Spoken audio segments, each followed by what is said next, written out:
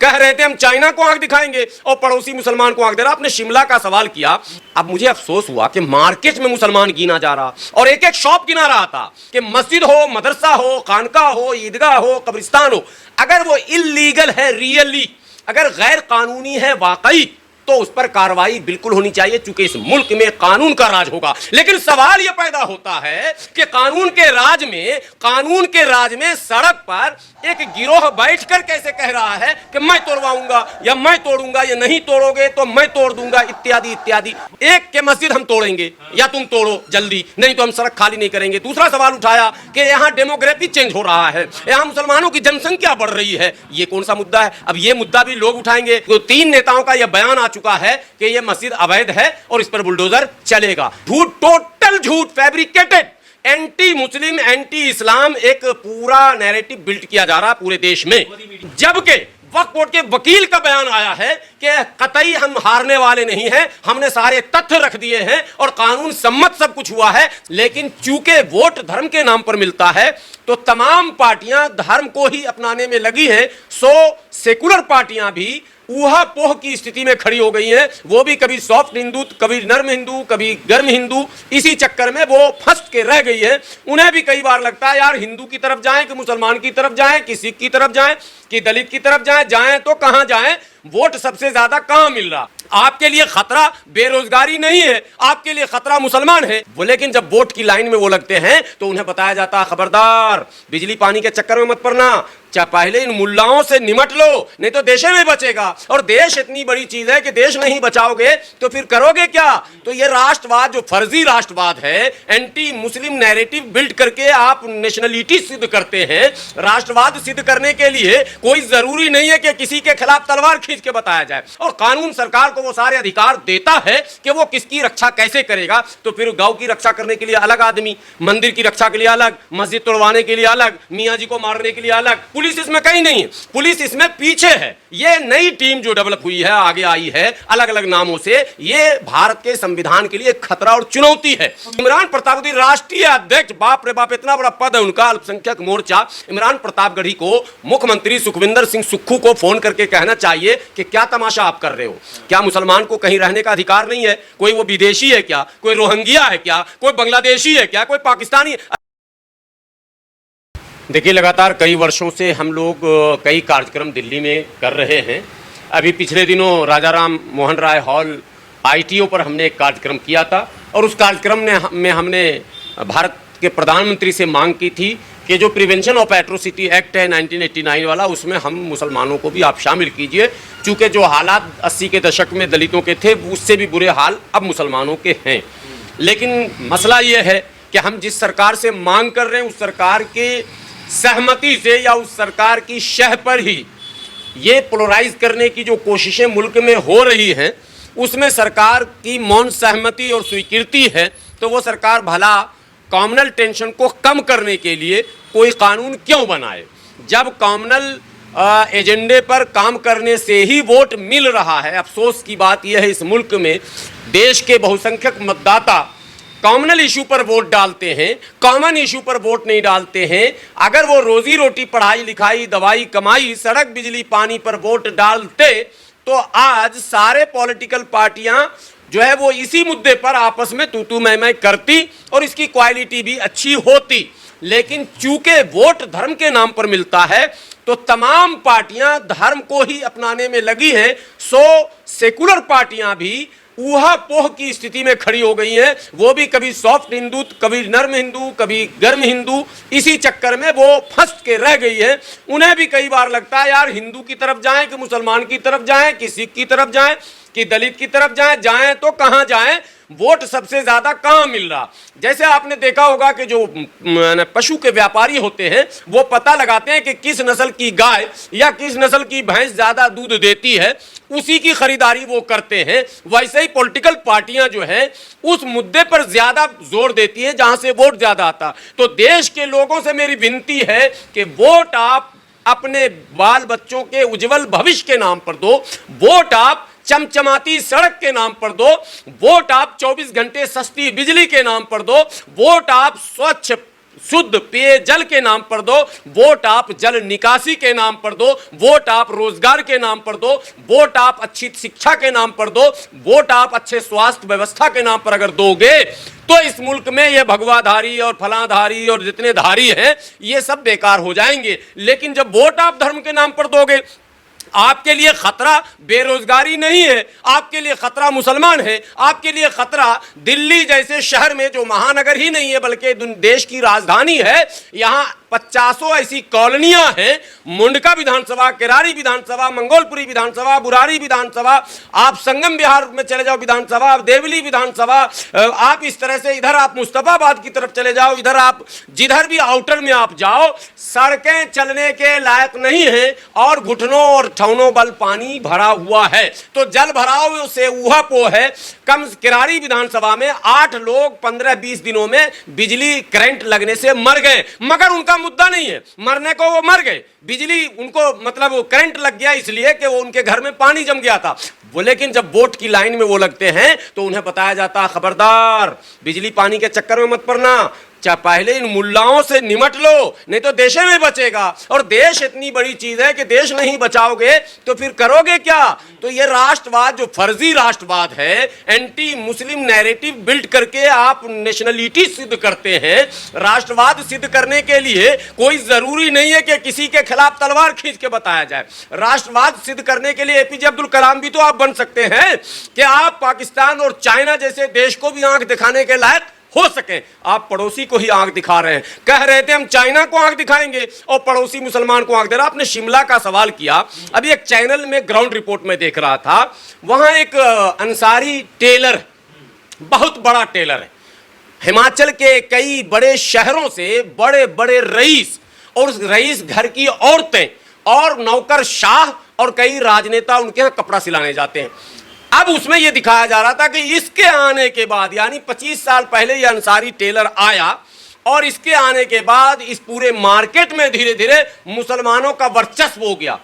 अब मुझे अफसोस हुआ कि मार्केट में मुसलमान गिना जा रहा और एक एक शॉप गिना रहा था, एक एक शॉप पे वो जा रहा था, ये शॉप फला का, आप कहां से हैं जी, तो मैं शामली से हूं, आप कहां से हैं। उसमें एक बंदा इस मोहल्ले का जहां मैं खड़ा हूं, रमेश पार्क का, उसने बताया कि मैं रमेश पार्क शकरपुर थाने के पास मेरा घर है और मैं बहुत बड़ा कारीगर था, यहां आया, मुझे लगा कि यहां रोजगार है, मैंने खोल लिया।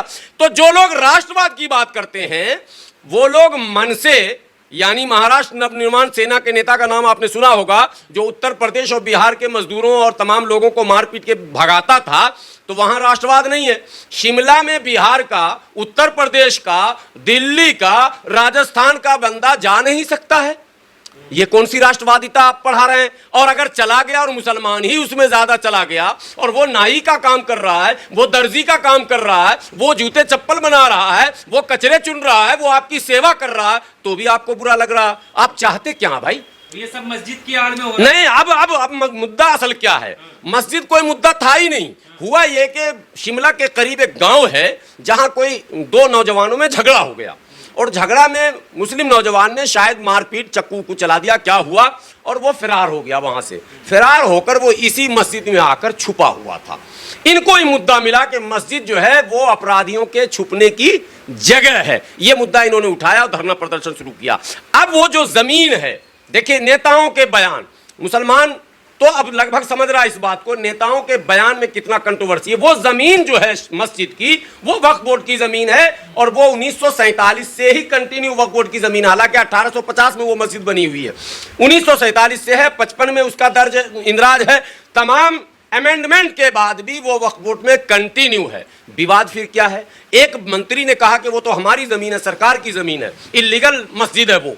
क्यों भाई, सरकार की कैसे हो गई जब वक्फ बोर्ड की जमीन है। तो एक बात, दूसरे मंत्री ने बयान दिया कि नहीं, जमीन पर विवाद नहीं है, मस्जिद पर भी विवाद नहीं, मस्जिद के मल्टी स्टोरेज जो बने हैं कई मंजिला, उसमें ऊपर की मंजिल पर विवाद है। भैया ऊपर की मंजिल पर विवाद था तो उसके लिए भगवाधारियों को सड़क पे बैठाने की क्या जरूरत थी। आपका काम था लीगल नोटिस चिपकाते, दूसरे दिन बुलडोजर लेकर जाते और तोड़ देते, कोई एतराज नहीं। मैं मुसलमान होने की हैसियत से, भारतीय होने की हैसियत से कह रहा हूं कि मस्जिद हो, मदरसा हो, खानका हो, ईदगाह हो, कब्रिस्तान हो, अगर वो इल्लीगल है रियली, अगर गैर कानूनी है वाकई, तो उस पर कार्रवाई बिल्कुल होनी चाहिए, चूंकि इस मुल्क में कानून का राज होगा। लेकिन सवाल यह पैदा होता है कि कानून के राज में सड़क पर एक गिरोह बैठकर कैसे कह रहा है कि मैं तोड़वाऊंगा या मैं तोड़ूंगा, या नहीं तोड़ोगे तो मैं तोड़ दूंगा, इत्यादि इत्यादि। ये तो कह रहे हैं ना कि मुल्ले उल्ले नहीं चलेंगे। नहीं, वो एक बार में उन्होंने 4 सवाल उठा दिया। एक के मस्जिद हम तोड़ेंगे या तुम तोड़ो जल्दी, नहीं तो हम सड़क खाली नहीं करेंगे। दूसरा सवाल उठाया कि यहाँ डेमोग्राफी चेंज हो रहा है, यहाँ मुसलमानों की जनसंख्या बढ़ रही है। ये कौन सा मुद्दा है? अब ये मुद्दा भी लोग उठाएंगे कि रमेश पार्क में मुसलमान बढ़ रहा है तो सीलमपुर में बढ़ रहा है। अब भाई इंडियन है, तुम एनआरसी करा रहे हो, तुम तमाम असम में तो एनआरसी करा लिया, फिर भी वहां के मुख्यमंत्री रोज भौंक रहे हैं कि भाई घुसपैठिया आ गया, मुसलमान 40% हो गया। अरे बड़े राष्ट्रीय चैनलों पर असम के मुख्यमंत्री का बयान आ रहा है कि मुसलमान 1951 के जनगणना में 12% था असम में, और 2011 में 40%। दोनों आंकड़े गलत हैं, 1951 वाले भी और 2011 वाले भी, और मुख्यमंत्री बोल रहे हैं और पूरा भारत का हिंदू सुन रहा है। अरे वाह, ये कैसे हो जाएगा? आंकड़े गलत और मुख्यमंत्री दे रहा वो आंकड़ा, और गलत आंकड़ा, और टीवी चैनल वाले उसी को चला रहे हैं। आज मैं एक चैनल में कॉलर से माइक निकालकर भागा हूं कहकर कि या तो मुझे जवाब देने दो, मैं आंकड़े पेश करना चाहता हूं और मुख्यमंत्री को झूठा साबित करना चाहता हूं, ऑन एयर साबित करना चाहता हूं। तो उसने कहा अच्छा अभी आ रहा हूं। मैंने अभी नहीं, पहले झूठ, टोटल झूठ, फैब्रिकेटेड, एंटी मुस्लिम, एंटी इस्लाम एक पूरा नैरेटिव बिल्ड किया जा रहा पूरे देश में। गोदी मीडिया और तमाम दल के लोग, इसमें कांग्रेस भाजपा दोनों शामिल है, दोनों मिलकर मुसलमानों को प्रेशर में रखकर, दबाव में रखकर, रोजगार न मांगे, शिक्षा न मांगे, अधिकार न मांगे, संविधान में जो अधिकार इनको दिए गए वो कभी ये मांगने न लग जाए, इसके लिए इन पर एक दबाव बनाओ साइकोलॉजिकल, और वो साइकोलॉजिकल प्रेशर ग्रुप है ये, जो अलग अलग नाम से जाना जाता। मैं पूछता हूं कि अभी जो उस मिश्रा को आपने मार दिया गोली, कोई कहने को तैयार है कि गौरक्षक के नाम पर ये पब्लिक कहां से मैदान में आई? आप कौन होते हैं रक्षा करने वाले? इस देश में रक्षा और सुरक्षा की पूरी जवाबदेही सरकार की है, और कानून सरकार को वो सारे अधिकार देता है कि वो किसकी रक्षा कैसे करेगा। तो फिर गांव की रक्षा करने के लिए अलग आदमी, मंदिर की रक्षा के लिए अलग, मस्जिद तोड़वाने के लिए अलग, मियाँ जी को मारने के लिए अलग। पुलिस इसमें कहीं नहीं है, पुलिस इसमें पीछे है। ये नई टीम जो डेवलप हुई है, आगे आई है अलग अलग नामों से, ये भारत के संविधान के लिए खतरा और चुनौती है। तो मीडिया जो घर जा जाकर महिलाओं से पूछ रहे हैं आपको खतरा है कि जी हाँ शुक्रवार के दिन इतने लोग आ जाते हैं, हम अपनी बेटियों को लेकर चिंतित हैं। हाँ, अभी उसमें भी कहा गया, शिमला में भी ये बात कही गई और तमाम जगहों पर ये बात कही। सड़क पर आप बांध नहीं पड़ सकते। अरे भाई, हमारी आबादी है तो सड़क पर अगर नहीं पढ़ेंगे तो फिर बिल्डिंग जो है ऊपर करेंगे, 2 मंजिल 3 मंजिल करेंगे, तो आप 3 मंजिल भी नहीं करने देंगे, सड़क पर भी पढ़ने नहीं देंगे, आबादी भी बढ़ने नहीं देंगे, बिजनेस भी करने नहीं देंगे, यहां भी नहीं रहने देंगे, वहां भी नहीं रहने देंगे। और गिरिराज सिंह की अगर बात मान लें, महामूर्ख गिरिराज सिंह जो केंद्र में मंत्री हैं, मैं महामूर्ख कहता हूं ऑन रिकॉर्ड, अब उनकी मूर्खता मैं प्रमाणित भी करता हूं। वो बोलते हैं 1947 में, पहले तो तालब शो डंटी शो नहीं बोलते हैं, मुसलमान जो है वो मुसलमान बोलते हैं, मुसलमान 1947 में मुसलमान अगर सब पाकिस्तान चला जाता तो आज इस देश में ये समस्या नहीं होती। और जो लोग नहीं गए वो मतलब पता नहीं क्या क्या। मैं उनसे पूछता हूं कि जो हिंदू पाकिस्तान में रह गए, देखिए 2 पहलू इनका देखिए, ये किस तरह से नचा रहे हैं, माइंड गेम खेल रहे हैं। एक तरफ ये कह रहे हैं कि पाकिस्तान में 24% मुस्लिम था 1947 में। ठीक है भैया, 24% जो हिंदू था, उस हिंदू से मेरा सवाल है और उसके नेता से मेरा सवाल है कि तुम पाकिस्तान में क्यों रहे? तुम 24% पाकिस्तान में क्यों रुके? जब धर्म के नाम पर ही बटा था देश, तो पाकिस्तान तो इस्लाम के नाम पे बटा था, इनका कहना है, मैं इनकी बात कर रहा हूं। तो फिर वो 24% क्यों रुके? जबकि हमारे बारे में कहा जाता है भारत में, जब स्वतंत्र भारत में केवल 8% मुसलमान था, अब वो 14% हो गया। तो गिरिराज जी, जब हम 8 थे तो हिंदू 24 वहां क्यों रुके? वो हिंदू धर्म के विरोधी, वो आपके विरोधी, वो राम के विरोधी, वो क्या कहते हैं कृष्ण के विरोधी, वो भारत के विरोधी, वो आपके आप भाई कैसे हो गए? उनको लाना चाहते हैं। क्यों आप लाना चाह रहे हैं? तब क्यों नहीं आए वो? अगर धर्म के नाम पर बटा तो उनको तो आना चाहिए। चलो, हमको तो गांधी जी ने, नेहरू जी ने, पटेल जी ने, मौलाना आजाद जी ने, सब जी ने पकड़ के रोक लिया। ठीक है, ये आरोप है इनका, हमको रोक लिया। उनको किसने रोका भाई? 24% को, 8% मुस्लिम को मौलाना आजाद ने नेहरू जी से मिलकर रोक लिया। इन्होंने नेहरू जी का नाम नेहरूद्दीन रख दिया। ये सब नया नया खेल खेल रहे हैं, ठीक है। और नेहरू का बाप को मिराजुद्दीन और उसके बाप को सिराजुद्दीन, ये सब व्हाट्सएप मीडिया पे आप देखते रहेंगे, व्हाट्सएप यूनिवर्सिटी में परोसते रहते हैं। और हकीकत ये है कि नेहरू ही थे जिसकी वजह से वो सब कुछ संभव हो पाया कि आज ये बेलगाम लोग घूम रहे हैं। अगर नेहरू ईमानदारी से उसी टाइम ऑपरेशन कर दिए होते और नेहरू अगर बायहट सोच लिए होते कि संविधान का राज ही भारत में चलेगा, तो आज ये दिन हमें देखने नहीं पड़ते। एक बात अंतिम बता दूं, शिमला में दोनों मुख्यमंत्री हैं, एक उप मुख्यमंत्री है जयराम ठाकुर, उनका बयान आया है कि 2010 में ही ये मस्जिद तामीर हो चुकी थी, ठीक है। अब वो मुख्यमंत्री थे, सवाल किया गया उनसे कि जब आप मुख्यमंत्री थे 2010 में और आपके रहते हुए तामीर हो गया तो आपने तब क्यों नहीं रोका? तो उन्होंने कहा हमारे संज्ञान में नहीं आया। अब सवाल यह पैदा होता है, आपके शासनकाल में आपके संज्ञान में नहीं आया तो मस्जिद अगर आतंक का अड्डा है और आतंक का अड्डा आपके संज्ञान में नहीं है तो आपको राजनीति करने का कहीं से भी अधिकार नहीं है। अब कांग्रेस के दौर में संज्ञान में क्यों आया यह समझना है। दरअसल ये भाजपा और कांग्रेस में एक सांठ-गांठ होता है कि 5 साल तुम 5 साल हम, 10 साल तुम 10 साल हम, जो कभी कभी वामन मेश्राम कहते हैं और कई दलित नेता आरोप लगाते हैं कि ये दोनों का मैच फिक्स है। तो वहां क्या है कि अब मुद्दा कैसे बनेगा भाजपा को सत्ता में वापस आने का? तो मुद्दे ढूंढे गए कि जो आपके संज्ञान में नहीं था वो अब संज्ञान में लाइए और भाजपा को दोबारा सत्ता दीजिए। उसके लिए सत्ता हस्तांतरण का रास्ता बनाया इन्होंने और इनके एक मंत्री ने बयान दिया, एक इनके विधायक हैं, उनका नाम अभी मैं भूल रहा हूं, नहीं अनिरुद्ध तो मंत्री है, एक और अभिनेता है मार्केट में कांग्रेस के कुल 3 नेताओं का बयान आ चुका है, विधायकों का क्या नहीं तो 3 नेताओं का यह बयान आ चुका है कि यह मस्जिद अवैध है और इस पर बुलडोजर चलेगा। जबकि वक्फ बोर्ड के वकील का बयान आया है कि कतई हम हारने वाले नहीं हैं, हमने सारे तथ्य रख दिए हैं और कानून सम्मत सब कुछ हुआ है, सिर्फ एक मंजिल जो एक्स्ट्रा बना है इसके बारे में हमको रिपोर्ट देनी है कि किसने बनाया और कैसे बनाया। बाकी तमाम चीजें अब मैं कांग्रेस के उन तमाम नेताओं से सवाल करता हूं जो कहते हैं कि मैं बहुत बड़ा सेकुलर हूं और मैं उनके 2-4 तो ऐसे नेता हैं जो राहुल गांधी के शान में शेर ऐसे ऐसे पढ़ते हैं कि राहुल गांधी को ही वो शेर साबित करते हैं। हकीकत में राहुल गांधी शेर हैं मगर जंगल के वो आदमखोर शेर हैं, वो खूंखार शेर हैं जो निहत्थे मुसलमानों का शिकार करते हैं। ऐसे शेर हैं राहुल गांधी, इसलिए कि इस पर राहुल गांधी जी को, प्रियंका गांधी जी को, इमरान प्रतापगढ़ी राष्ट्रीय अध्यक्ष, बाप रे बाप इतना बड़ा पद है उनका, अल्पसंख्यक मोर्चा, इमरान प्रतापगढ़ी को मुख्यमंत्री सुखविंदर सिंह सुक्खू को फोन करके कहना चाहिए कि क्या तमाशा आप कर रहे हो? क्या मुसलमान को कहीं रहने का अधिकार नहीं है? कोई वो विदेशी है क्या? कोई रोहिंग्या है क्या? कोई बांग्लादेशी है क्या? कोई पाकिस्तानी है? अरे भारत के किसी भी राज्य से कोई कश्मीर में कानून था 370, बाहर के लोग व्यापार नहीं कर सकते थे, तो भाजपा वाले ने चिल्ला के कहा कि हमने 370 हटा दिया, पूरे देश के लोग आएंगे, कश्मीर अभिन्न अंग है। तो क्या हिमाचल भारत का अभिन्न अंग नहीं है क्या? हिमाचल गुलाम सरवर नहीं जा सकता है क्या?